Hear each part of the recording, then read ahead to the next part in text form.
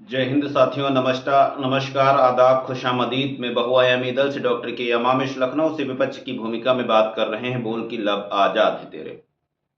मैं ईश्वर का, God energy, nature का बहुत बहुत शुक्रगुजार और धन्यवाद पेश करता हूं कि जो लोग सत्ता में बैठकर एक समुदाय विशेष को टारगेट करके केरला स्टोरी, कश्मीर फाइल जैसी फाइलों बनाकर सोशल मीडिया के पॉइंट ऑफ व्यू से फिल्म सेंसर बोर्ड की उपलब्धता के तहत समाज में टैक्स फ्री करके संचालित कराने का, भ्रमित कराने का, हिंदू मुस्लिम तनाव बढ़ाने का प्रचार कर रहे थे, आज उनकी ही फाइल एपस्टीन के नाम से निकलकर सामने आ गई। पहले तो मैं इसको बकवास मणगंट कहानी समझता था, लेकिन जब से मैंने इसका विकिपीडिया पेज किया है जिसमें मुझे 126 संदर्भ दिखाई दिए हैं, जो सोचने पर मजबूर कर दे रहा है, जिसमें भारत देश में कॉरपोरेट सेक्टर में बैठे बड़े बड़े घरानों का सीधा संपर्क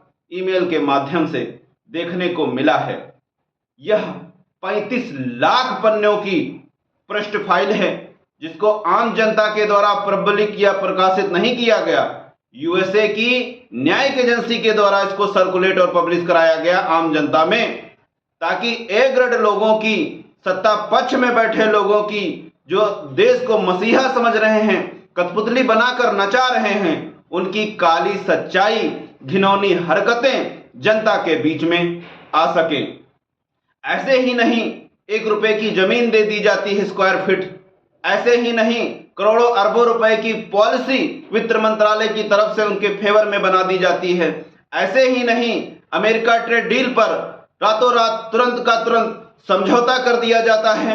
इसके पीछे बहुत बड़ा राजनीतिक जो है गहन अध्ययन छुपा हुआ है। किस तरीके से इंटरनेशनल फ्लाइट का संबंध सीधे तौर पर एपस्टीन फाइल को देखने को मिलता है।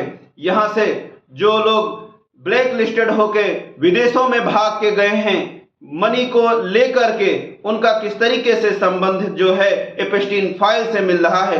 क्या यह वित्त मंत्रालय और भारत सरकार की समझ में नहीं है? बिल्कुल समझ में है, शायद वो इसके भागीदार और हिस्सेदार भी हों। आज जिस तरीके से गुमराह किया जा रहा था देश को, और देश में कुछ अच्छे लोग हैं जो इसको लेकर आ रहे हैं, इससे पहले भी कई तरीके के ऐसे जो है भ्रष्टाचारी आरोप सत्ता पक्ष में बीजेपी सरकार पे लगी हैं। बहुत सारे ऐसे प्रश्न हैं जिनका हमारे देश के प्रधानमंत्री जी, मोदी जी देश की जनता के समक्ष आकर जवाब देने के बजाय चेहरा छुपाने का काम करते हैं। कहीं ये दूसरे देशों का बहाना देके टूर पे निकल जाते हैं।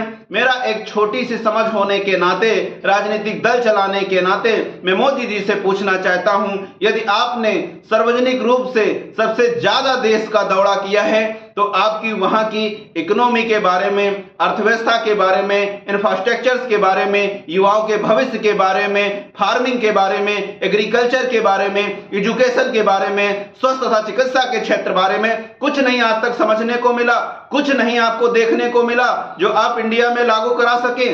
आप अभी तो सत्ता में हैं, पता नहीं आगे जा पाएंगे नहीं, लेकिन ड्रीम 2047 के नाम से, विकसित भारत के नाम से आज भी आप युवाओं को बलगनाने और गुमराह करने का काम करते हैं। मोदी जी, देश की प्रतिष्ठा पर प्रश्न है, प्रधानमंत्री की प्रतिष्ठा पर प्रश्न है।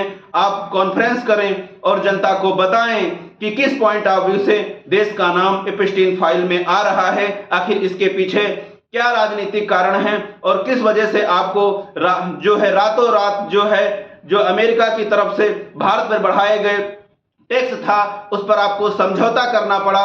टैक्स घटाकर 18% आ गया, लेकिन बदले में आप कितने सेक्टर अमेरिका को गिरवी रख दिए हैं या बेच रख दिए हैं। जो करोड़ों अरबों में डॉलर का व्यापार किया जा रहा है वो किसके फेवर में? क्या हम सब युवाओं के आंखों में यूं ही धूल और मिर्ची झोंकी जाएगी? क्या हम लोग कभी आपसे प्रश्न नहीं करेंगे? क्या आप यूं ही हम लोगों की जिंदगी को बर्बाद और तबाह करेंगे?